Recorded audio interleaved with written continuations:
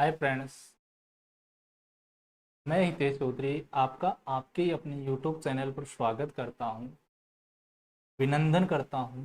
दोस्तों, आज आपके लिए मैं लेकर आ रहा हूं दिल्ली पुलिस के जो 2020 में पेपर लगे थे, वो पेपर सेट मैं आपको करवाऊंगा इस यूट्यूब चैनल पर। जितने भी मैथ्स के और साथ में रीजनिंग का जो पेपर लगे थे, वो सारे के सारे क्वेश्चन मैं आपको यहाँ करवाऊंगा। पहले मैं आपको मैथ के करवाऊंगा, उसके बाद रीजनिंग के कराऊंगा, और उसके बाद जैसे अभी 2020 के करवाऊंगा, उसके बाद 2017 वाले सारे क्वेश्चन करवाऊंगा। इंपॉर्टेंट क्वेश्चन वो बताऊंगा, इंपॉर्टेंट है।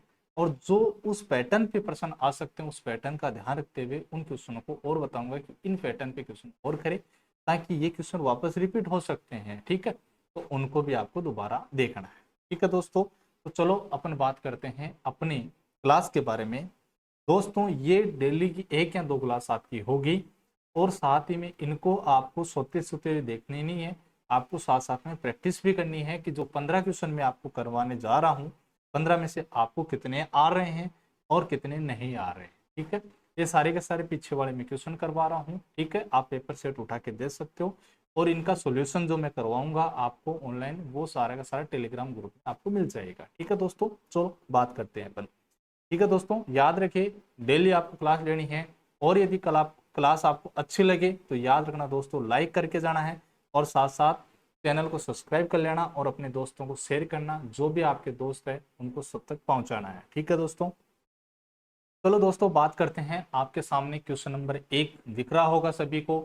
ये क्वेश्चन कह रहा है कि ए किसी कार्य को 40 दिन में कर सकता है, बी उसी कार्य को 50 दिन में कर सकता है। उन्होंने एक साथ मिलकर 5 दिनों तक काम किया, लेकिन फिर बाद में बी ने काम छोड़ दिया, तो शेष काम ए ने कितने दिनों में पूरा किया। मतलब आपको यह बताना है कि जो 5 दिन काम किया था, उसके बाद में जो काम बच गया, वो काम बी ए कितने दिनों में कर देगा अकेला, क्योंकि बी काम को छोड़ दिया है। देखो दोस्तों, ऐसे क्वेश्चन इंपॉर्टेंट होते हैं, और ऐसे क्वेश्चनों को आपको याद रखना। टाइम एंड वर्क के जो क्लास है, जो आपके जितने भी क्वेश्चन है, उन क्वेश्चनों को करके जाना है, क्योंकि ये टॉपिक बहुत इंपॉर्टेंट टॉपिक होता है। ठीक है, देखो दोस्तों, ये है कि भाई ए है, वो ए किसी कार्य को 40 दिन में करता है। कितने दिन में करता है? 40 दिन में। और बी है, वो उसी कार्य को 50 दिन में कर सकता है। याद रखना दोस्तों, ये 40 और 50 का एलसीएम ले लेना, जिसको बोलते हैं टोटल काम। 40 और 50 का एलसीएम लेते हैं। याद रखना, काफी आपने पढ़ा होगा, इस तरह से 40 और 50 का लेते हैं। और यदि थोड़ा बहुत पढ़े लिखे हो, क्योंकि अब मैं सारी चीजें तो आपको बताऊंगा नहीं, क्योंकि थोड़े बहुत पढ़े हो, आप इतने दिनों की तैयारी की हो, तैयारी नहीं की हो तो बताओ, अब तो वो चीजें आएगी नहीं। लेकिन यदि आपने पढ़ा है टॉपिक, नहीं पढ़ा है तो एक बार पढ़ ले उस टॉपिक को, इंपॉर्टेंट है, तो आप इस तरह से एलसीएम ले सकते हो। तो बताइए 40 और 50 का एलसीएम कितना होता है? तो आप बताओगे सर 200 होता है। अब बताओ 40 का भाग 200 में कितनी बार जाता है? तो आप बताओगे सर 5 बार। मतलब ये जो ए है, वो एक दिन में 5 काम करेगा। कितना काम करेगा? 5 काम। इसी प्रकार बी जो है, वो एक दिन में 4 काम करेगा, क्योंकि आप भाग दोगे तो 4 बार जाएगा। ये बात आपकी समझ में आ गई होगी। ठीक है, आगे बढ़ते हैं। अब एक बात बताओ, पर्सन ये बोल रहा है कि भाई ये दोनों मिलकर काम कर रहे हैं, ये दोनों मिलकर 5 दिन काम करते हैं। दोनों मिलकर कितने दिन काम करते हैं? 5 दिन। तो भाई लोगों, दोनों मिलकर एक दिन में काम कितना करते हैं? ए तो करता है 5 और बी करता है 4। तो एक दिन में काम होता है 9, तो बताओ 5 दिन में काम कितना हो जाएगा? तो काम हो जाएगा 45। टोटल काम कितना था? 200। 200 में से काम कितना हो चुका है? 45 काम अपना पूरा हो चुका है। तो बताओ पीछे कितना काम बचेगा? तो पीछे अपना काम बचेगा, 200 में से 45 कम कर देना तो 155 काम बचेगा। कितना बचेगा? 155। ये जो शेष काम है, ये शेष काम किसको करना है? ए को। और ए एक दिन में काम कितना करता है? 5। एक दिन में 5 काम करता है, एक दिन में 5 काम करता है। तो बताओ 155 काम कितने दिनों में काम करेगा? तो 5 में भाग दे देंगे तो कितनी बार देगा? 31 बार। तो बताओ कितने दिनों में काम पूरा होगा? शेष काम 31 डेज में पूरा हो जाएगा। 31 दिनों में अपना काम ए पूरा कर देगा। क्या बात आपके समझ में आई होगी?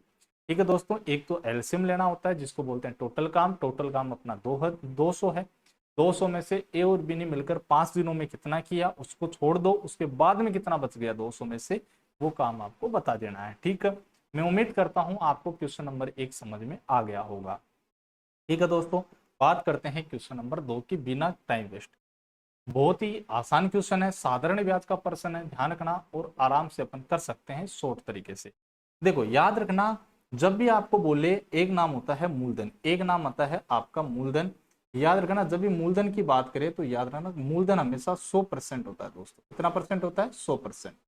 मूलधन 100% होता है, इसी पर रेट लगती है, मतलब ब्याज की दर लगती है, ध्यान रखना।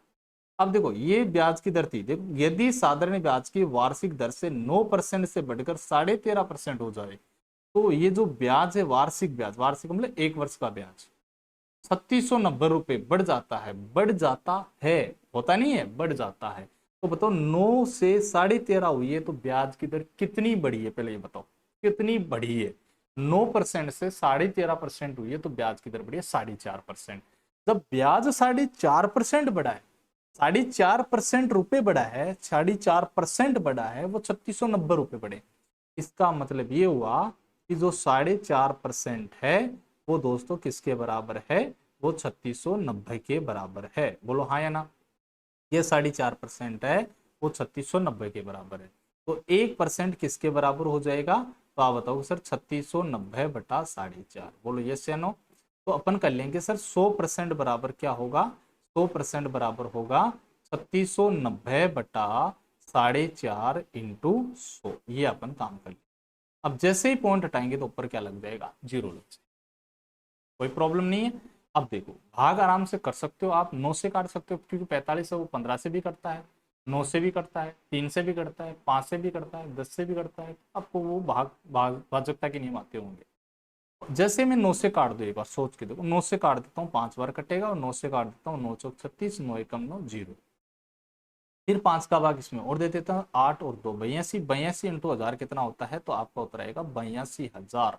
तो बताओ मूलधन था 100%, यस मूलधन 100% था, तो मूलधन कितना आ गया? 82,000। मतलब 100% की वैल्यू किसके बराबर है? 82,000 के। तो इसका मतलब अपना जो उत्तर आएगा वो 82,000 रुपए। देखो छोटा सा प्रश्न था, आप चाहो तो एक लाइन में इसको कर सकते थे, है कि नहीं। क्या करना कि देखो सर 3600 जो 90 है वो किसके बराबर है? 4.5% के बराबर। अपने को 100% निकालना है, बस सोल्व कर लो, ये लो काट दो, ये कितनी बार कटेगा? ये 82 बार कटेगा, गुणा कर लेना, 82,000 उत्तर आ जाएगा, है कि नहीं। ये थोड़ा सा तरीका समझाए हूँ, ये तो उनके लिए जो बिल्कुल आपको कैलकुलेशन कम आती है उनके लिए समझ, ठीक है। आप डायरेक्ट भी इनको कर सकते थे, ठीक है। तो थोड़ा सा अपने आप में इंप्रूवमेंट करें और चीजों को समझने की कोशिश करें, ठीक है दोस्तों। मैं मानता हूँ ये क्वेश्चन भी आपके समझ में आया होगा। अब हम बात करते हैं क्वेश्चन नंबर 3 की। बहुत ही आसान इंपोर्टेंट क्वेश्चन है, याद रखना, गलती मत कर देना इस क्वेश्चन में, ठीक है, क्योंकि ये क्वेश्चन आप एग्जाम में आता है। तो ये बात ध्यान रखे, ये इंपॉर्टेंट है, वेरी वेरी इंपॉर्टेंट, इस क्वेश्चन को याद रखें, ठीक है। आपके इतने हार्ड नहीं आता है, लेकिन इस टाइप के क्वेश्चन आते हैं। इस क्वेश्चन को आराम से पढ़े, वीडियो को एक बार रोके और करने की कोशिश करें, आ जाए तो ठीक है, नहीं फिर इसके बाद सॉल्यूशन देखें, ठीक है दोस्तों, ध्यान दो। देखो दोस्तों, एक महिला जो पैदल जाने और वहां से सवारी में आती है, एक महिला है जो अपने घर से मान लो रवाना होती है और मंदिर में जाती है। जाते टाइम वो पैदल जाती है और आते टाइम वो सवारी से आती है ना। तो जाने और आने में उसको 3 घंटे 20 मिनट का समय लग गया। अब देखो मैं क्या लिखता हूं, मान लो पैदल वो गई और सवारी से वो आई, तो उसको टाइम लगा 3 घंटे 20 मिनट। ध्यान से समझना इसको, 3 घंटे 20 मिनट, ठीक है। अब बोल रहा है यदि वह दोनों और सवारी या सवारी का प्रयोग करती, मतलब सवारी से ही जाती और सवारी से ही आती वापस, तो बताओ सवारी कितनी बार चलाई? 2 बार सवारी चलाई, तो 2 बार सवारी चलाने में उसको 2 घंटे कम लगे। 2 घंटे कम का मतलब हो गया 3 घंटे 20 मिनट से 2 घंटे का मतलब 1 घंटा 20 मिनट का समय लगा। मतलब टोटल करके मैं 80 मिनट कर सकता हूँ, 80 मिनट लगी।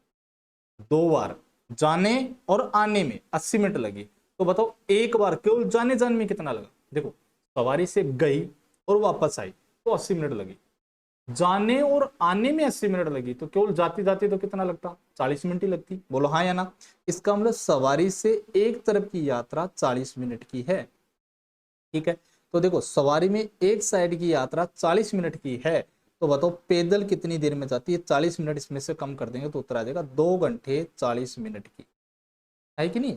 मतलब यदि वो केवल पैदल जाती तो 2 घंटे 40 मिनट लगती, और वापस आती तो भी 2 घंटे 40 मिनट लगती पैदल में, और सवारी से गई तो जाने के 40 मिनट, आने के 40 मिनट, है कि नहीं, सवारी से कम लगता है। प्रश्न क्या पूछा, दोनों तरफ पैदल चलती है, दोनों तरफ पैदल चलती है तो लिया गया समय का आधा समय क्या होगा। देखो 2 घंटे 40 मिनट जाने के, 2 घंटे 40 मिनट आने के, है कि नहीं, तो 2 घंटे 40 मिनट जाने के, 2 घंटे 40 मिनट आने के, तो टोटल हो गया 5 घंटे 20 मिनट। 5 घंटे 20 मिनट का आधा समय आपको बताना था। 5 घंटे 20 मिनट का आधा समय कितना होता है, 2 घंटे 40 मिनट। ठीक है, ये क्वेश्चन इंपॉर्टेंट है, इस क्वेश्चन को एक बार फिर से पढ़े और फिर से करने की कोशिश करें, बहुत इंपॉर्टेंट, ध्यान से समझे, और इस तरह के क्वेश्चन बार बार करें क्योंकि ये क्वेश्चन आ सकता है एग्जाम। ठीक है, इंपॉर्टेंट है। चलो दोस्तों क्वेश्चन नंबर 4 की ओर बढ़ते हैं। क्वेश्चन नंबर 4 आपके सामने ये रहा, बहुत आसान सा है और मैं उम्मीद करता हूं ये क्वेश्चन आप करोगे। फटाफट करो, देखिए क्या कर सकते हो, बताओ, देखिए जल्दी बताओ क्या कर सकते हो, जल्दी करने की कोशिश करें फटाफट।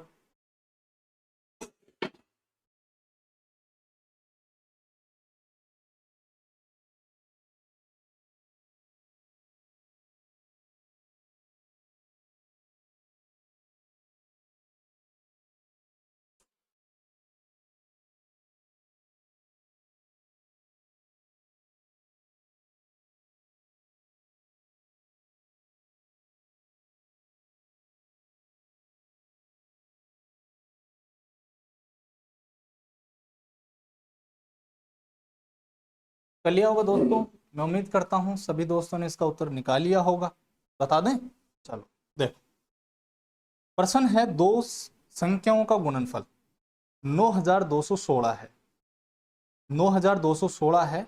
जब बड़ी संख्या को छोटी संख्या से विभाजित किया जाता है तो भागफल 16 और शेषफल 0 आता है। पहली बात ध्यान से सुनो, मान लो दो संख्याएं हैं, ये मान लो दो संख्याएं हैं, जैसे एक ए है एक बी। ये बोल रहा है कि बड़ी संख्या में जब छोटी संख्या का भाग दिया जाता है तो 16 बार जाता है, भागफल का मतलब 16 बार जाता है। मतलब जैसे मान लो ये एक है तो ये 16 है। अब एक का भाग 16 में भाग देंगे तो 16 बार ही जाएगा, बचेगा कितना, 0 बचेगा। यही बात बोल रहा हूँ। इस एक एको में एक ए मान लेता हूँ और इसको 16 ए मान लेता हूँ, समझ में आ गई। और मैं इसको हटा देता हूँ, ये दोनों संख्या, ये दो संख्या हैं, ध्यान से सुनो क्या बोला मैंने, एक संख्या एक ए है और दूसरी संख्या 16 ए है। अब प्रश्न बोल रहा है इन दोनों का गुणनफल, इन दोनों का जो गुणनफल है वो है 9216 है। तो बता 16 एकम 16, 16 ए स्क्वायर बराबर कितना हो गया, 9216 है। तो बताओ ए स्क्वायर बराबर कितना है, 16 का भाग दे दो, 576 बार जाएगा। कितनी बार जाएगा, 576 बार जाएगा। तो बताओ ए बराबर कितना आएगा, ए बराबर आएगा 24। ये वर्गमूल कर लिया दोनों पक्षों, ए बराबर 24 आ गया। तो मेरे दोस्तों आप खुद बताओ, ये तो हो गया 24 और ये हो जाएगा 16 × 24, ये कितना हो जाएगा, 16 × 24 कर लेते हैं। 16 × 4 = 64, 6 बच जाएगा, 16×2 = 32 और 6 = 38। ये एक संख्या तो ये हो गई, दूसरी संख्या ये हो गई, ये दोनों संख्या है अपनी। प्रश्न बोल रहा है इन दोनों का अंतर बताओ, दोनों का अंतर 360 का है।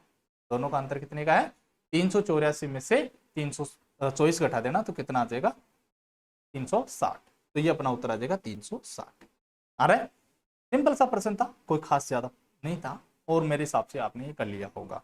चलो दोस्तों क्वेश्चन नंबर 8 की ओर बढ़ते हैं। क्वेश्चन 8 बहुत इंपॉर्टेंट है। ऐसा क्वेश्चन है कि ये 27 तारीख को एग्जाम लगी थी, 27 तारीख को ही लगी थी, फर्स्ट शिफ्ट का पेपर है ये, और सबसे इंपॉर्टेंट क्वेश्चन यही था उससे, और लगभग स्टूडेंट का ये प्रश्न गलत हुआ था, है ना। और अभी तक काफी बच्चे ऐसे मिल जाएंगे आपको जिनको ये प्रश्न नहीं आता, अभी भी नहीं आता ये प्रश्न। ठीक है, तो इस क्वेश्चन को ध्यान से करें, इस क्वेश्चन को ध्यान से करें, बहुत अच्छा क्वेश्चन है ना। जिसमें थोड़ा बहुत दिमाग है वो कर लेगा, और मतलब जो मैथ पढ़ा है वो कर सकता है, लेकिन जिसने ऐसे क्वेश्चन नहीं देखा है तो भाई वो नहीं कर पाएगा। और क्वेश्चन ये मैंने नहीं बनाया है, ये क्वेश्चन आया हुआ है, आप पीछे के पेपर उठा के देख लो 2020 का, बहुत अच्छा क्वेश्चन था ये। देखो दोस्तों, ये दे रखा है आपका, क्या दे रखा है ध्यान से समझते हैं। दे रखा है कि x + y - z बराबर कितना दे रखा है, 2, 2 के मान लेते। फिर दे रखा है y - z + 2w बराबर क्या दे रखा है, 3 के। फिर दे रखा है 2x प्लस का जेड माइनस का डब्लू बराबर दे रखा है 1 के। मतलब देखो रेशियो का मतलब इसका मान इसके बराबर है तो इसका मान इसके बराबर है तो इसका मान इसके बराबर, ये तो बोल रहे हैं। अब देखो मैं यदि इन दोनों को जोड़ दूं, इसको और इसको जोड़ दूं तो 2 के और 3 के कितना हो 3 के, और इस 3 के बराबर हो जाएगा। मतलब फर्स्ट और लास्ट का योग सेकंड के बराबर। तो मैं इनको जोड़ता हूं, इन दोनों को जोड़ता हूं फर्स्ट और लास्ट को। एक्स प्लस वाई माइनस का जेड प्लस 2x प्लस का जेड माइनस का डब्लू, जो बराबर है किसके, y माइनस का जेड प्लस का 2w। ठीक है, अब देखो ध्यान से समझना मेरी बात को, z से ये z कट जाएगा तो यहाँ क्या बचेगा, x और 2x कितना हो जाएगा 3x, 3x प्लस का y माइनस का w बराबर हो गया प्लस का 2w। 2w को इधर लाएंगे तो ये हो जाएगा माइनस का 3w बराबर हो जाएगा माइनस के 3x, क्योंकि x इसको उधर ले जाओ, और माइनस के y। ये बात आपके समझ में आएगी नहीं। मैंने इन दोनों को उधर ले गया तो प्लस की संख्या थी उधर जाते माइनस में होगी, और 2w को इधर लाए, प्लस प्लस का 2w था, इधर आते माइनस का 2w हो गया, माइनस के 2w माइनस का 2w माइनस के 3w हो गए। अब प्रश्न क्या पूछ रहा है, प्रश्न पूछ रहा है 5w माइनस के 3x माइनस के z अनुपात 3w। भाई लोगों ये दिख रहा है क्या आपको, ये z आ गया क्या भाई लोगों, मैंने कहीं काटने में गलती तो नहीं कर दी ना, जेड से जेड कटेगा तो यहाँ फिर वाई होना चाहिए, यहाँ वाई होना चाहिए भाई, ये वाई है। ठीक है, ये वाई। तो 5w माइनस का 3, देखो माइनस के 3x माइनस डब्लू माइनस के 3x माइनस के वाई है, वाई बराबर किसके बराबर, माइनस के 3w के बराबर। तो 5w माइनस के 3w अनुपात है 3w। तो 5w में से 3w घटाया 2w अनुपात 3w, तो ये से कट जाएगा तो कितना बचेगा 2 अनुपात 3। ये आपका इम्पोर्ट ये क्वेश्चन था, बहुत अच्छा क्वेश्चन है, और मैं मानता हूँ ये क्वेश्चन काफी कम बच्चों को ये आया होगा, है ना। इस क्वेश्चन को दोबारा करो और दोबारा समझने की कोशिश करो, बहुत इंपॉर्टेंट है, अच्छा क्वेश्चन है, अभी लगा लेना से इंपॉर्टेंट है। ये एक ही क्वेश्चन था, इस जो शिफ्ट थी इस शिफ्ट में एक ही क्वेश्चन अच्छा आया था, बहुत अच्छा क्वेश्चन था, और मेरे को बहुत अच्छा लगा कि ऐसा क्वेश्चन एग्जाम में आ जाए तो, है ना, तो फिर तो बढ़िया माहौल बन जाए इन बच्चों का, ठीक है नहीं। चलो करना भाई, इंपॉर्टेंट क्वेश्चन है, ध्यान रखिए। चलो नेक्स्ट क्वेश्चन पे और बढ़ते हैं। अगला क्वेश्चन आपके सामने ये रहा, फटाफट करने की कोशिश करें, देखें जल्दी से जल्दी करो, जल्दी से जल्दी करने की कोशिश करें फटाफट दोस्तों। आपके सामने है एक धनराशि अर्धवार्षिक रूप से चक्रवृद्धि की जान, क्या बोल लिख दिया हिंदी में, चलो देख मैं समझाता हूँ क्या लिखा। एक धनराशि अर्धवार्षिक रूप से चक्रवर्ती की जाने वाली 10% वार्षिक ब्याज की दर, ये ऐसे नहीं बोल रहा, ये बोल रहा है, ये लैंग्वेज ऐसी थी, ये बोल रहा है कि कोई धन है तो अर्धवार्षिक रूप से दी जाती है, मतलब हाफ ईयरली दी जाती है, 10% ईयरली ब्याज की दर है, और वर्ष के अंत में वो 20,947.50 रुपये हो जाती है। उसी धनराशि पर पहले की तिगुनी ब्याज की दर कर दे, मतलब 10% से तिगुना 30% कर दे, और समय 4 से 2/3 वर्ष कर दे, तो उसका साधारण ब्याज कितना होगा, ये प्रश्न था, साधारण ब्याज कितना होगा। आप दोस्तों ने सभी ने ये बात पढ़ी होगी अच्छे से, ये चीज आपने अच्छे से देखी होगी कि भाई लोगों जब भी ब्याज की दर अर्धवार्षिक हो ना, तो याद रखना 10% को हाफ ईयरली में चेंज करते ही ये दर कितनी हो जाएगी, दर हो जाएगी 5%, है ना, और समय 1 साल की जगह डबल हो जाता है। ठीक है, याद रखना जब भी डबल करते हो तो 2 साल का ब्याज किस तरह से निकालते, साधारण चक्रवृद्धि ब्याज। याद रखना इसका फॉर्मूला होता है 2a.a², याद रखना ये डबल डिजिट है, ये रखना, जैसे 10% है तो 10 का स्क्वायर 100 कर दिया, एक उधर हासिल लगा देना, 2 डिजिट 100 लगा देना, एक हासिल, और 10 गुना 20 और एक हासिल बड़ा 21.00% हो जाएगा। शॉर्टकट पर तरीका बता रहा हूँ। अब जैसे ये 5% है, 5% का तो 5 का स्क्वायर 25 हो जाएगा, 2 डिजिट, और 5 दूनी 10, ये 2 साल का चक्रवृद्धि ब्याज आ गया। ठीक है, 10% को आधा कर दिया, हाफ ईयरली हो गया, तो समय दुगुना हो जाता है, तो ये आपका साधारण ब्याज हो गया। देन है फॉर्मूला आपने रटा होगा, लेकिन फॉर्मूला छोड़ दो, शॉर्टकट तरीका बता रहा हूँ। ठीक है, नहीं समझ में आया तो पूछ लेना, मैं आपको इसको विस्तारित समझा दूंगा। अब ये क्या हो जाता है, एक वर्ष के अंत में जैसे 100% तो ब्याज मूलधन दिया था, जैसे मैं किसी व्यक्ति को पैसे देता हूं तो मैं 100% ही दूंगा, तो 100% में उसको दे रहा हूँ, और 10.25% में उससे ब्याज ले रहा हूँ, तो टोटल मिलाकर मैं उससे कितना लूंगा पैसे, 110.25% लूंगा। आप बोलोगे बिल्कुल लोगे सर। तो बताओ जो ये 20,947.50 रुपए है वो किसके बराबर है, 110.25 रुपए के बराबर है या नहीं। आप बोलोगे बिल्कुल है सर। अपने को निकालना कितना है, अपने को निकालना है 30%। देखो ब्याज की दर कितनी हो जाएगी, 30%। और समय कितना है ये देखो, 4 × 12 और 2 14, 14/3। तो ये हो जाएगा, काटेंगे तो ये हो जाएगा 140% अपने को निकालना है, तो इसको गुणा कर देंगे 140। शॉर्टकट बता रहा हूँ। ब्याज की दर 30% होगी, समय 14/3 साल है, तो समय को ब्याज से गुणा करने पर 140% ब्याज हो गया।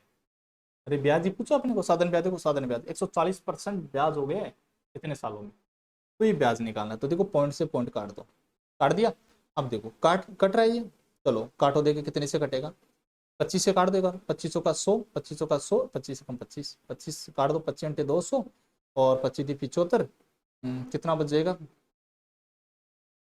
15 और 4 19, 197, 7 बार, और कितना बचेगा,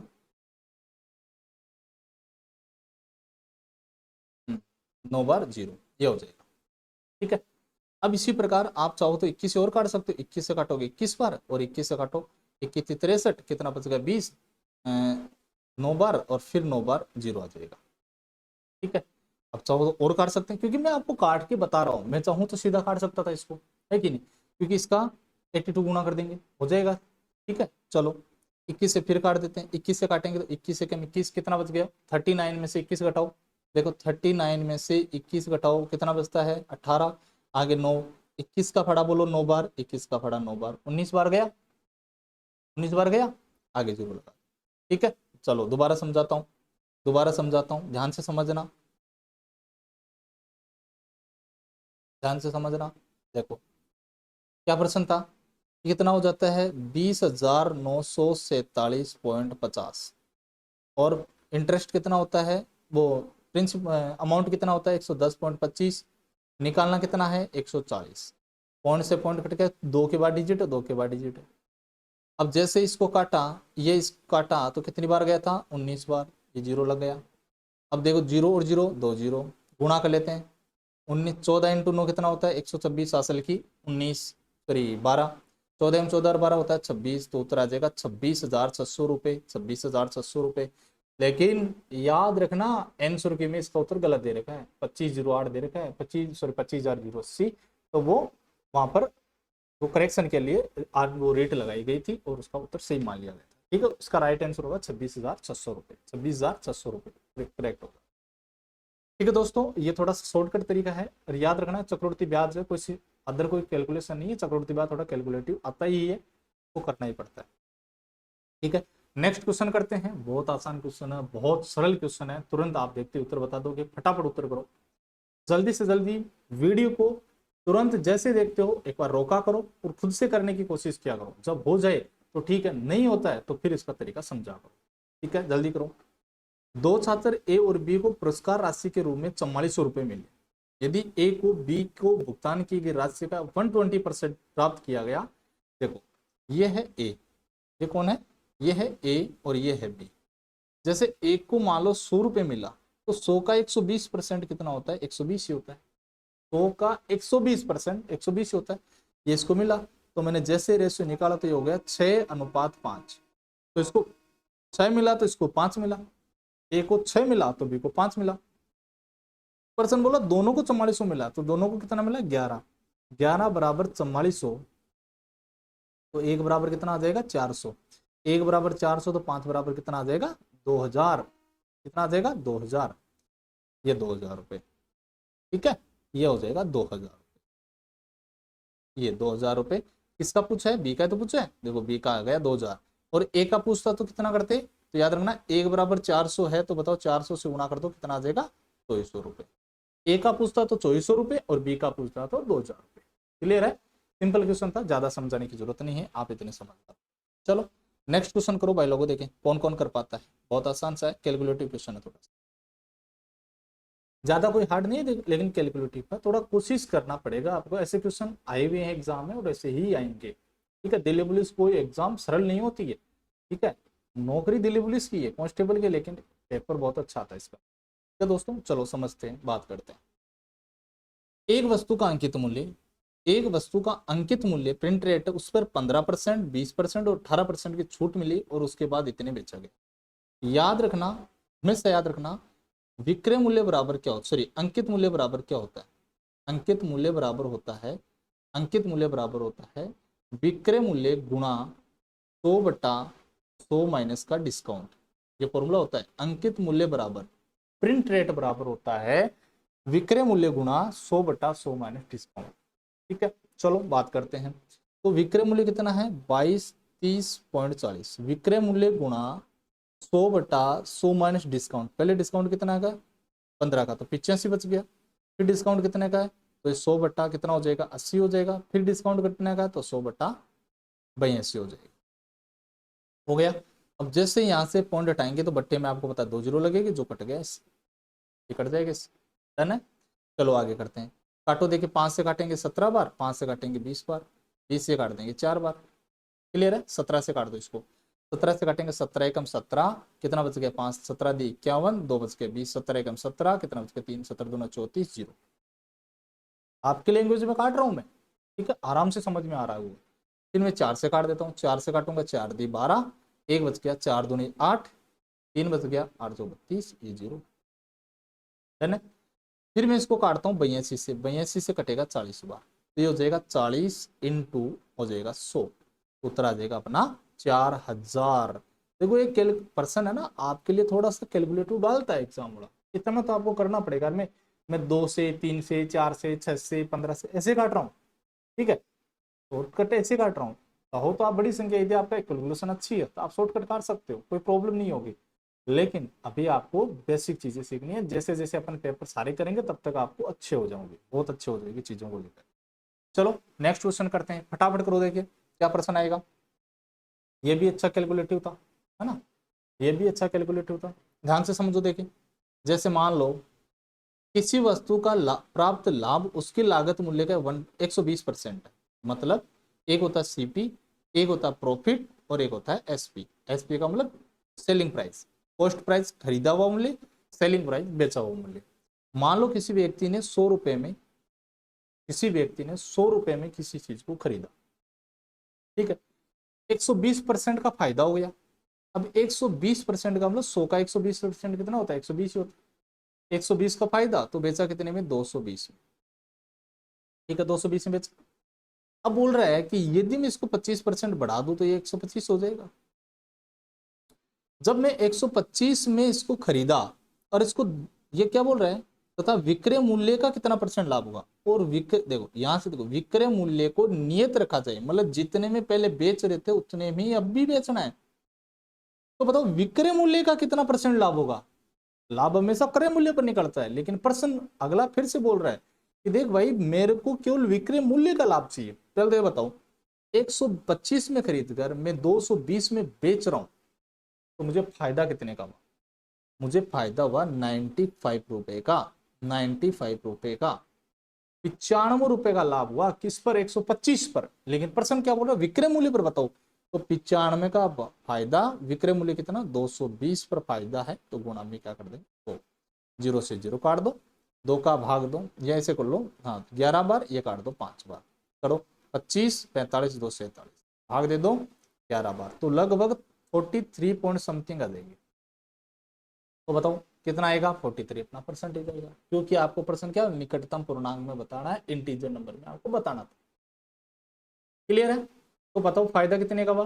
43% का हुआ। दोबारा समझो, 100 में खरीदा, 120 का फायदा तो बेचा 220 में, फिर 100 से 125 में खरीदा, बेचूंगा 220 में, तो 95 का फायदा होगा। ये 95 का फायदा आपने कभी भी लाभ प्रतिशत निकाला हो तो लाभ प्रतिशत होता है लाभ बट्टा क्रय मूल्य गुणा 100, ये होता है। लेकिन प्रश्न बोल रहा है विक्रय मूल्य पर बताओ भाई साहब, तो लाभ बटा विक्रय मूल्य कितना है? 220 गुणा में 100। डन हो गए? बस ऐसे करना है। चलो क्वेश्चन नंबर 13, ये आपके, सॉरी अगला जो भी क्वेश्चन है आपके सामने ये रहा, करो देखे फटाफट। सिंपल था, कुछ भी नहीं था, सीधा प्रश्न पूछा गया, 0 पॉइंट कितना है? 0.529 को गुणा करना है 2.01 से। जब इसको गुणा करोगे तो कितना आएगा? तो याद रखना इसका उत्तर आएगा 1.0639 तो आएगा। तो एक से कितना ज्यादा है, एक से ये इतना ज्यादा है, 06329 ज्यादा है, 06329 ज्यादा है। बस ये पूछा है, इतना ज्यादा है तो गुणा करके बताना था, है ना। चलो मतलब एक कम कर देना इससे तो पता चल जाएगा, कितना कम कर देना, एक कम कर देना तो 0.0632। ठीक है ये। चलो अगला करो। अगला क्वेश्चन देखो, फटाफट सामने करने की कोशिश करो, देखे क्या कर सकते हो आप, करो देखे भाई लोगों। प्रश्न है, एक गाय 25 मीटर लंबे भुजा वाले एक वर्गाकार घास के मैदान में एक कोने में खुट्टे पर से बांधी गई। रस्सी की लंबाई 14 सेंटीमीटर। तो मैदान के उस भाग का क्षेत्रफल ज्ञात करो जिसमें गाय चर सकती है, गाय चर सकती है। देखो क्या प्रश्न, मस्त प्रश्न, कर लोगे आराम से। देखो दोस्तों ध्यान से समझो, प्रश्न बोल रहा है एक वर्गाकार ऐसे मैदान है जिसकी भुजा 25 सेंटीमीटर की, यहां मैं किसी गाय को बांध देता हूँ रस्सी से। अब गाय 14 सेंटीमीटर लंबी रस्सी से बांधी गई, अब वो ऐसे ऐसे घूम सकती है इधर, जैसे 14 सेंटीमीटर तो इधर घूम सकती है ना। अब ये मत बोलना सर रस्सी जैसे गले में तो पीछे वो 1-2 मीटर पीछे भी जा सकते हैं, ऐसा कुछ नहीं सोचना आपको, केवल रस्सी से मतलब रखना। तो आप इस चीज को देख के बताओ कि मैं यदि इसको ऐसे बनाऊं, मैं इसको ऐसे बनाऊं, तो एक बताओ, कोई भी गाय चर सकती है तो एक सर्किलाकार आकृति में चरेगी पूरा का पूरा, लेकिन वो यहाँ यहीं चर सकती है, यहाँ यहीं घास खा सकती है। तो इसका मतलब देखो टोटल देखेंगे तो पूरा एक सर्किल होता है, लेकिन ये वाला पार्ट देखेंगे तो बताओ एक चौथा हिस्सा होता है कि नहीं होता है इसका, एक चौथा हिस्सा है। पूरे वर्त का क्षेत्र, सॉरी पूरे वर्त का क्षेत्रफल होता है पाई आर स्क्वायर, एक चौथा ही निकालना है तो 4 का भाग दे दो क्योंकि चौथा हिस्सा ही है। तो पाई का मान होता है 22/7 इंटू त्रिज्या कितनी है 14 इंटू 14, 14 का स्क्वायर करना है ना, 14 इंटू 14 कर दिया, बट्टे में कितना है 4, 7 से काट दो 2 बार, 2 से काटो 2 बार, 2 से काटो 11 बार, 11 से गुणा कर लो 154 ये आपका उत्तर आ जाएगा। 154 मीटर स्क्वायर आपका एरिया आ जाएगा, पर वो गाय चर सकती है। ठीक है सिंपल है, याद रखना। वर्ग का एरिया का फॉर्मूला होता है भुजा स्क्वायर, परिमाप होता है 4 इंटू भुजा, और परिमाप होता है 4 इंटू भुजा, और विकिरण होता है भुजा √2। ठीक है ये ध्यान रखना। चलो नेक्स्ट क्वेश्चन एवरेज से संबंधित प्रश्न था, करने की कोशिश करो, क्या प्रश्न उत्तर निकालोगे। प्रश्न है 5 मित्रों का औसत वेतन, देखो 5 मित्र है जिनका एवरेज जो वेतन है वो 62,000 रुपये, मतलब 5 किसी का ज्यादा है किसी का कम है, तो एवरेज का मतलब होता है सबको वैसे मान लो 5 मित्र 62,000 मिल रहे हैं। जैसे मान लो ए है, बी है, सी है, डी है, ई है, इसको 62,000, इसको 62,000, इसको 62,000, इसको 62,000, इसको 62,000, सबको 62,000 मिल रहा है, एवरेज 62,000 हो गया। एक सुरेंद्र नाम का व्यक्ति जैसे मान लो पे ए है, इसका वेतन में वृद्धि हो गई, और अब इन सब का जो वेतन है ना वो 64,250 हो गया। भाई इसका वेतन बढ़ा है, पहले वाले का वेतन बढ़ा है, दूसरे का तो नहीं बढ़ा। इसका तो 62,000 है, इसका भी 62,000 है, इसका भी 62,000 है, इसका भी 62,000, लेकिन अब पर्सन जब एवरेज निकाला तो सबका ना 64,250 हो गया, मतलब सबके पास 2,250 रुपये सबके पास बढ़ गए, सबके पास बढ़ा है। तो ये कैसे बढ़ा, ए ने बोला भाई एवरेज का मतलब, ए ने क्या किया 2,250 रुपये बी को भी दे दिया, सी को भी दे दिया, डी को भी दे दिया, ई को भी दे दिया, खुद भी रख लिया। क्यों, इसके बाद एक्स्ट्रा पैसा आया तो सबको बराबर करने के लिए सबके पैसे बीच में पैसे बांट दिए, ये तो होता है। तो इसका मतलब 2,250 रुपये इसने 5 कैंडिडेटों के बीच में बांटा है, तो 11,250 रुपये सबके बीच में बांटा है कि नहीं बांटा है, यही है। इसका मतलब जो एक के पास जो एक्स्ट्रा में पैसा आया था, जो वेतन बढ़ा था, वो कितना बढ़ा था 11,250 रुपये। प्रश्न पूछा है कितनी वृद्धि हुई है, वृद्धि तो 11,250 की हुई है। प्रश्न पूछे कितना हो गया, तो पहले भाई 62,000 रुपये तो इसके पास थे, अब 11,200 और बढ़ा देना तो टोटल 73,250 हो जाएंगे। प्रश्न पूछो कितना बढ़ा, तब तो 11,250 बढ़ा, और कितना हो गया तो 73,250 हो गया। ठीक है ये तो है शॉर्ट, लेकिन यदि आप चाहो कि मैं तो नहीं सर, मैं तो बस वही तरीका, मेरे को तो बस रफ कॉपी चाहिए, पेन चाहिए, और वो भी 5 मिनट का समय चाहिए, तब जाके मैं इसका उत्तर निकालूंगा, तो उस तरीके से भी आपको पढ़ा देता हूँ। देखो कैसे, 5 मेंबर हैं जिनका वेतन है 62,000 रुपये, तो 62,000 औसत गुणा संख्या 5 से गुणा कर देंगे, तो कितना हो जाएगा आपका 3 जीरो 10 30 30, है ना, ये हो जाएगा 3,10,000 रुपये। अब वही 5 मेंबरों का वेतन जो हो गया वो हो गया 64,250 इंटू 5 मेंबर हो गए। तो 5 से गुणा करेंगे, 0 25 10 और 2 12 20 और 20 21, कितना बच गया, 2 बच गए क्या, 30 और 2 32, ये हो गया। ठीक है, हो गया। अब देखो इसमें और इसमें कितने का अंतर आ रहा है, तो वही आ रहा है 11,250 रुपये। कितना बड़ा, 11,250 बड़ा। ठीक है, ऐसे आपको करना है, कैलकुलेशन कर सकते हो। चलो नेक्स्ट क्वेश्चन बहुत ही आसान सा। एक व्यक्ति अपने मासिक आय का 22% घर किराए में, 40% घरेलू खर्चे और शेष आय का 50% बच्चों की शिक्षा और अन्य मदों पर खर्च करते हैं। यदि उसकी मासिक बचत है वो 3,800 की है तो शिक्षा और अन्य मदों पर कितना खर्चा करता है। देखो कोई भी आदमी है वो टोटल कितना कमाता है, अपन मान लेते हैं, मान लो वो टोटल 100% कमाता है, जितना भी चाहे मैं 10,000 20,000 50,000 कितने कमाऊं, मैं कमाऊं तो 100% ही ना। ठीक है, इसमें से मैं 22% खर्च कर देता हूं घर किराए में, फिर उसके बाद मैं 40% खर्च कर देता हूँ, किसमें कर देता हूँ, घरेलू खर्चे में, घरेलू खर्च में। अब बताओ 22 और 40 कितना हो गया, 62% हो गए। मैंने 62% तो खर्च कर दिया, बचा कितना, 38%, क्योंकि ये क्या बोला शेष का, तो शेष कितना है 38%। इस 38% का 50%, 50% का मतलब आधा, आधा का मतलब 38 का आधा होता है 19%, 19% में खर्च कर देता हूँ शिक्षा और अन्य मदों का। अब बचा कितना, 38 का आधा यहाँ कर दिया तो आधा बच गया ना, ये बचत है। पर्सन बोल रहा बचत जो है ना वो 3800 की है, मतलब 19% है वो 3800 के बराबर है। तो शिक्षा और अन्य मदों पर कितना खर्च किया, तो 19 की क्या था, तो 19 की वैल्यू 3800, तो 19 की वैल्यू भी 3800। सिंपल है ना, ज्यादा कुछ नहीं करना था। और आपको पूछा टोटल इनकम कितनी है, तो 19% बराबर 3800, तो 1% बराबर 2, तो 100% बराबर 20,000 रुपए। आपसे पूछा होता कि टोटल कितना कमाता है, तो 20,000 रुपए। आपसे पूछता घर किराए में कितना खर्चा करता, तो 22% निकाल देना। आपको पूछो अन्य घरेलू खर्चे में कितना करता, तो 40%, तो 40% निकाल देना। निकाल सकते हो सारा। ठीक है, चलो भाई लोगों आगे बढ़ते हैं। अगला क्वेश्चन आपके सामने ये रहा। एक जो क्यूबॉइड है जो 24.5 सेंटीमीटर, 16.5 सेंटीमीटर और 12 सेंटीमीटर की विमाओं वाले लोहे के घनाभ को पिघलाकर एक गोला बनाया गया। मतलब देखो ध्यान से, इस तरह से कोई घनाभ था, इस तरह से कोई घनाभ था जिसको पिघलाकर पिघलाकर एक गोला बनाया गया। तो भाई लोगों जब मैं घनाभ को पिघलाकर गोला बनाऊंगा तो इन दोनों में ऐसी क्या चीज है जो कॉमन है, तो आप बोलोगे सर घनाभ का जो वजन है वो गोले के वजन के बराबर होगा, होगा कि नहीं होगा। जो कोई चीज पिघला के दूसरी चीज बनाते हैं तो दोनों का वजन बराबर होता है, वजन का मतलब उनका आयतन बराबर होता है। अब बताओ इसका आयतन होता है लंबाई गुणा चौड़ाई गुणा ऊंचाई, और इसका आयतन होता है 4/3 पाई आर क्यूब, है कि नहीं होता है।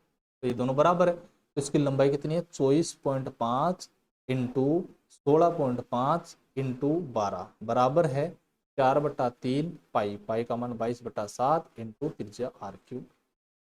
ठीक है, अब जैसे इनसे काट देते हैं, जैसे इनको काट दें तो 1 पॉइंट और 2 पॉइंट तो 2 जीरो लग जाएगी, है ना। 5 से काटेंगे, 5 से कितने बार जाएगा, 5 से कटेगा 3 और 3 33 बार कटेगा, 5 से कटेंगे 20 बार, फिर 5 से काटो 4 बार, 5 से काट दो 4 और 9। ये मैं थोड़ा काट रहा हूँ ताकि आपको थोड़ा आसान लगे। क्लियर है यहाँ तक, चलो 4 से काटा 3 बार, 11 से काटो 2 बार, 11 से काटो 3 बार, क्योंकि ऊपर ऊपर की संख्या नीचे नीचे की संख्या काट सकते हो, तो नीचे तो 3 और 7 है, नीचे नहीं कटेगा। तो ऊपर बच गया 49 इंटू 3 इंटू 3, नीचे क्या बचा, नीचे बच गया 4, बराबर में हो गया 2 इंटू आर क्यूब बटा नीचे है 3 इंटू 7। ये नीचे वाली संख्या तो जाएगी ऊपर और ऊपर वाली संख्या नीचे आ जाएगी, तो आर क्यूब बराबर हो जाएगा कितना, हो जाएगा 7 से इसको गुणा करेंगे तो हो जाएगा 343 इंटू 3 इंटू 3 इंटू 3 और बट्टे में हो जाएगा 8। ये आर क्यूब बराबर, तो आर बराबर क्या हो जाएगा, देखो 343 का क्यूब होता है 7, और 3 बार 3 है तो हो जाएगा 1 बार, और 8 का होता है 2, तो ये हो जाएगा 21/2, मतलब 10.5, 10.5 कितनी तीर जाएगी, 10.5 तीर जाएगी। ठीक है, दोबारा समझाओ, ये क्लियर है। मैंने आपके तरीके से समझाया, आपकी लैंग्वेज में किया है मैंने एकदम, आराम से सोल्व किया मैंने, कोई जल्दबाजी नहीं की, आराम से गुणा भाग किया। दोबारा देखो, ये बात थोड़ी कम समझ में आ सकती है आपके कि ये कैसे किया मैंने, देखो ध्यान से समझो, ये चीजें मैं दोबारा बता देता हूँ, क्योंकि ये वाला कैलकुलेशन थोड़ा सा आपको जल्दी कर दिया। देखो ध्यान से समझो, क्या किया मैंने, देखो इसको ऊपर ले जाओ, ऊपर ले जाएंगे तो आर क्यूब बराबर कितना हो जाएगा, 7 इधर जाएगा, 3 इधर जाएगा, तो ये 49 इंटू 3 होता है 9, इंटू 3 इंटू 7 ऊपर आ गया, बट्टे में कितना था 4, और 2 रह जाएगा नीचे, तो ये 2, तो आर क्यूब बराबर कितना हो जाएगा, देखो 7 को इससे गुणा किया, तो ये जो 49 इंटू 7 होता है 343, इंटू 9 × 3 = 27, इंटू 8 343, आर क्यूब बराबर है, तो आर बराबर कितना हो जाएगा, आर बराबर हो जाएगा 343 का वर्ग घनमूल, घनमूल क्या होता है, क्यूब, क्यूब रूट क्या होता है 7, और 27 का 3, 8 का 2, 7 21/2 बराबर कितना हो जाएगा 10.5, 21/2 बराबर 10.5, फिर याद आएगी, बहुत आसान सादा कैलकुलेशन था। चलो ये क्वेश्चन करो, आपके लिए है, बहुत अच्छा सा क्वेश्चन है, बिल्कुल आसान। वह छोटी से छोटी संख्या याद करो, जब भी छोटी से छोटी संख्या की बात आ जाए ना, तो समझ जाना वहीं पर भी एलसीएम निकालना है। क्या निकालना है, एलसीएम। जो 10 से 5 4 2 से विभाजित होती हो, तो 10 से 5 4 और 2 का एलसीएम होता है 20, 20 का भाग जाना चाहिए। तो बताओ 34 32 में क्या जोड़ दें कि 20 का भाग जाए, 20 के अंदर लास्ट में 0 है, तो 0 आना चाहिए। तो इसमें मान लो कितना जोड़े कि 0 आ जाए, 8 जोड़ दें, तो हो जाएगा 34 40, क्या 34 40 में 20 का भाग जाता है, देखो जाता है ना 20 का भाग, 0 से 0 कट के 2 का भाग जा रहा है, जा रहा है, तो इसका हमें कितना जोड़ा गया था 8। क्या, कोई प्रॉब्लम नहीं है। चलो दोस्तों आज के लिए इतना है काफी, आगे चलेंगे फिर कल। तो दोस्तों आपने क्लास ली होगी, ये अपना जो पुराना पेपर है वो क्लास नंबर 1 का है, ध्यान रखना फर्स्ट पेपर है ये अपना। धीरे धीरे सारी शिफ्टों के पेपर करवाऊंगा, एसएससी जीडी के भी करवाऊंगा, रीजनिंग के भी करवाऊंगा, सारे करवा रहा हूँ, जितने जल्दी हो सके उतनी ज्यादा करवाऊंगा। लेकिन आपका काम है क्लास लेने के बाद अच्छी लगे तो वीडियो को लाइक कर देना, और चैनल को सब्सक्राइब कर देना नए बंदे हो तो, और अपने दोस्तों को शेयर जरूर करें जो दिल्ली पुलिस की तैयारी कर रहा है, जितने ज्यादा हो सके बंदों से शेयर करवाना है ना, और उनसे सब्सक्राइब भी करवाना, ठीक है। एक बार चैनल आगे बढ़े, सभी बंदों तक पहुंचे, उसके बाद अपन सारी क्लासें कंटिन्यू रखेंगे, ठीक है दोस्तों। आज के लिए इतना है काफी, ठीक है। अपना ख्याल रखें और तैयारी को बहुत ही बेहतरीन करते रहे। याद रखना जो दिल्ली पुलिस में 50 क्वेश्चन जीके का वेटेज है, ध्यान रखिए इस बात का, 10 क्वेश्चन कंप्यूटर का है, 15 मैथ के और 25 रीजनिंग के, ठीक है। कोशिश करते हैं ये क्वेश्चन तो सारे करवाऊंगा, और कंप्यूटर वाली क्लासें भी बहुत जल्दी चालू करवा दूंगा आपकी, जो इंपॉर्टेंट क्वेश्चन होंगे सारे समझा दूंगा, ठीक है। चलो दोस्तों आज के लिए इतना काफी, और ध्यान रखिए दोस्तों मैं कुछ आपको फॉर्मूले बता देता हूँ जो आपको याद करके आना कल अपनी क्लास में। फॉर्मूले क्या है, मेंसुरेशन के करवा रहा हूँ, ठीक है। पहला देखते हैं त्रिभुज, पहला ध्यान रखते हैं त्रिभुज, याद रखना त्रिभुज का क्षेत्रफल ज्ञात करने का फॉर्मूला होता है, त्रिभुज तीन, वैसे देखा जाए 2 प्रकार से बांटा जाता है, भुजाओं के आधार पर और कोणों के आधार पर, ठीक है। पहला होता है समबाहु, समबाहु, तो याद रखना समबाहु त्रिभुज की बात करें तो इसका फॉर्मूला होता है √3/2, सॉरी √3/4 इंटू भुजा स्क्वायर, ठीक है, क्षेत्रफल ज्ञात करने का। समद्विबाहु की पूछे, समद्वि, तो याद रखना समद्विबाहु में अलग अलग होता है, जैसे ये भुजा ए है, ये भुजा ए है, तो ये बी होगा।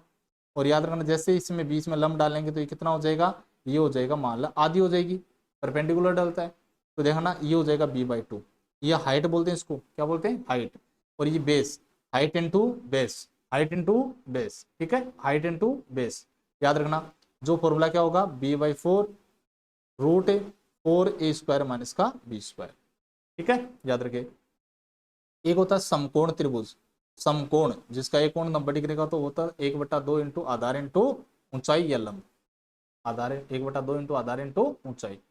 एक होता है हीरो का सूत्र, हीरो का सूत्र होता है एस कोष्टक S-A S-B और S-C होता है, ठीक है, ये ध्यान रखना, ठीक है, ये होता है, याद कर लोगे। एस क्या है, एस अर्ध परिमाप है, ABC क्या है, त्रिभुज की भुजाएं, जैसे मान लो त्रिभुज है, ये ए है, ये बी है, सी है, जब अलग अलग भुजा हो तो ये फॉर्मूला लगा देना। और एस कैसे निकालोगे, तीनों भुजाओं को जोड़कर आधा कर देना, वो अर्ध परिमाप हो जाएगा, ठीक है। इसी प्रकार यदि आपसे पूछ ले कि वर्ग का क्षेत्रफल, वर्ग का क्षेत्रफल जैसे बता चुका हूं भुजा स्क्वायर होता है, परिमाप, परिमाप की बात करें तो 4 इंटू भुजा होता है और विकीर्ण भुजा रूट 2 होता है। ठीक है, आयत का भुजा स्क्वायर होता है, सॉरी आयत का लंबाई इंटू चौड़ाई होता है और परिमाप होता है 2 कोष्टक लंबाई प्लस चौड़ाई होता है और विकीर्ण होता है, विकीर्ण क्या होगा, रूट लंबाई स्क्वायर प्लस चौड़ाई स्क्वायर होता है। ठीक है, यदि मैं वर्त की बात करूं तो वर्त का क्षेत्रफल होता है पाई आर स्क्वायर होता है, पाई आर स्क्वायर होता है, परिधि 2 पाई आर होता है, परिधि 2 पाई आर होता है। देखो ये वर्त है, ठीक है, इसका पूरे का एरिया पाई आर स्क्वायर है, परिधि 2 पाई आर होता है। मान लो ये कोई त्रिज्या खंड है, ये त्रिज्या खंड है, इसका इस त्रिज्या खंड में ये जो ये लंबाई दिख रही है ना, ये वाली, इसको बोलते हैं चाप। क्या बोलते हैं इसको, चाप। चाप की लंबाई कभी भी आपसे पूछे, चाप की लंबाई तो होता है 2 पाई आर डॉट थीटा बटा 360 डिग्री। ये जो थीटा बनेगा ना, यहाँ कितने कितने चौड़ाई से चाप बनाया है वो थीटा होता है। ठीक है, और इसका एरिया पूछ लो तो एरिया तो इसका होता है pi r square dot theta बटा 360। ठीक है, और यदि मैं इसे मिला दूं, इसको बोलते हैं क्या, जीवा, सॉरी हाँ जीवा, इसको बोलते हैं जीवा। ठीक है, इसको मिला दिया। अब देखो ये नीचे वाला जो तिर दिख रहा है ना, देखो एक तो बड़े वाला, ये पूरा बड़े वाला हो गया, ये एक तो बड़े वाला हो गया, ये वाला है ना, एक ये छोटे वाला हो गया। तो ये छोटे वाला पार्ट दिख रहा है ना, ये वाला पार्ट, इसको बोलते हैं लघुवर्त खंड।